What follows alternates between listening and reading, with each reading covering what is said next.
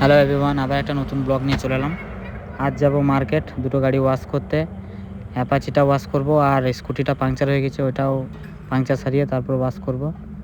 তো চলো যাওয়া যাক। আমি অলরেডি রেডি হয়েছিলাম, বেরিয়ে গেলাম। আর এমনিতেও আমি স্কুটিটা দেখলাম একবার, স্কুটিটা যেহেতু অনেকদিন থেকে ভরা আছে, প্রবলেম তো হবেই। স্কুটিটা বার করলাম, দিয়ে একবার স্টার্ট করার চেষ্টা করলাম, দেখলাম যে না, স্টার্ট মনে হয়ে যাচ্ছে। আর পলাশকে তো আমি ডেকে নিয়েছি, ও তো চলে আসবে। তো পলাশও চলে এসছে, দিয়ে আমরা আর দেরি করলাম না, তাড়াতাড়ি বেরিয়ে গেলাম। ভিড় হতে পারে ওই জন্যই। ও আবার হাট করবে, ওই জন্যই ও একটু বাড়িতে দাঁড়াবে, ও থলে নেবে, টাকা নেবে, তারপর যাবে। তো আমি বললাম যে তুই এগিয়ে যা, তুই দাঁড়িয়ে তা করতে থলেটা নিয়ে নে।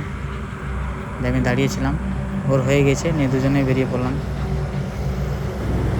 গাড়িটার অবস্থা তো খুব খারাপ না।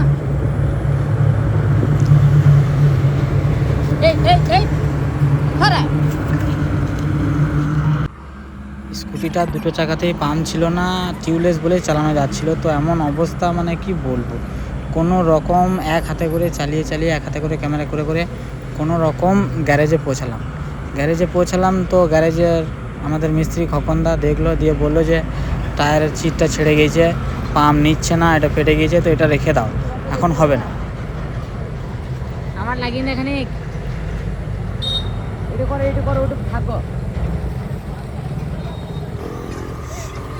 নিয়ে ওই গাড়িটা বললাম যে বেশ ঠিক আছে, তাহলে ওই গাড়িটা রেখে দাও। আর পলাশ তো এমনিতে হাট করে চলে এসছে, ওর হাট হয়ে গিয়েছে অলরেডি। দিয়ে বললাম যে এই গাড়িটা করে দে, তাহলে এই গাড়িটা ধুয়ে দে, তাহলে আমরা বাড়ি চলে যাই। আর ওই গাড়িটা যখন হবে তখন আমাদেরকে ফোন করে দিস, আমরা নিয়ে চলে যাব। দিয়ে বলছে বেশ ঠিক আছে। নিয়ে তাপস ও আপনার ওই গাড়িটা ধুতে লেগে গেল। ও এমনিতেও বেচারা সকাল থেকে খায়নি, আর গাড়ি ওয়াশ করে ওর অবস্থা খারাপ, তো খিদে লেগে গিয়েছিলো। এবং আমারটা ধুয়ে দে, তারপর যা করবি, যেহেতু আমাদেরকে বাড়ি যেতে হবে। এবার দুটো গাড়ি তো এঙ্গেজ হয়ে গেছে। দিয়ে ওর সাথে গল্প করতে গাড়িটাও ধুচ্ছিল, আর ওইদিকেও বলছিল যে ক্যামেরা কর, আমার ভালো করে ক্যামেরা কর, আমাকে যেন সবাই দেখতে পায়, দোকানটার একটা ব্লগ করে দে, এরকম বলছিল।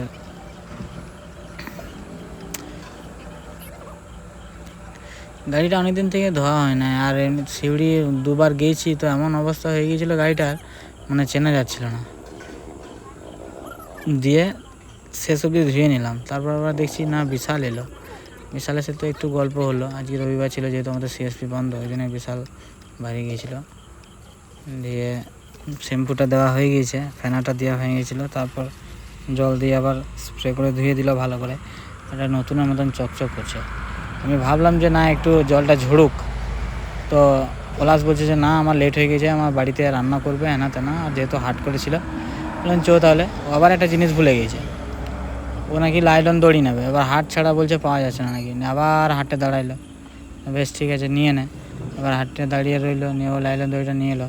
তারপর আবার আমাকে আবার চপ নিতে হবে, যেহেতু আজকে রবিবার, আমি মুড়ি খাবো, এনে 2-3টে চপ নিয়ে নিলাম। চপ নেওয়ার পর তারপর বর্ষা ফোন করেছিল। বর্ষা বললো যে মায়ের দাঁতের প্রবলেম আছে, একটু ব্যথা আছে, তো একটু ওষুধ নিয়ে এসো। আবার চলে গেলাম মেডিসিনের দোকান, ওখানে দেখছি না সেরকম ভিড় নেই আজকে, একটু ফাঁকাই ছিল। আমি বললাম, আমাকে দিয়ে দিল মেডিসিনটা। ওইখান থেকে ওষুধটা নিয়ে তারপর বাড়ির দিকে রওনা দিলাম। এবার পলাশকে রাস্তাতে নামাতে হবে। তো যদি হাট ওর কাছে না থাকতো তাহলে হয়তো ও নামতো না, তো ওর হাট আছে, বাড়িতে দিতে হবে। দিয়ে বললাম তাহলে চো বাড়ি চলে যায়। দিয়ে গল্প করতে বাড়ির দিকে রওনা দিলাম। আর এমনিতেও আজকে রবিবার হলেও আজকে সেরকম চিনপাই মার্কেটে অতটা ভিড় নাই, কেন কে জানে। তো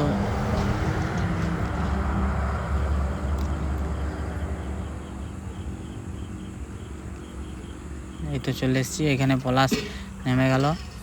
ও তো চলে যাচ্ছিলো, আর আমি বললাম যে না, একটা চপ নিয়ে নে, তুইও মুড়ি খেয়ে নিবি। নিয়েও নিয়ে নিল, আর আমি আপনার বাড়ির দিকে রওনা দিলাম।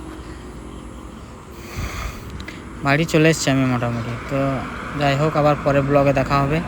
এই ব্লগ এত দূর অবধি, ততক্ষণ ভালো থাকবে, সুস্থ থাকবে, সবাই নিজের খেয়াল রাখবে। Tata, bye bye.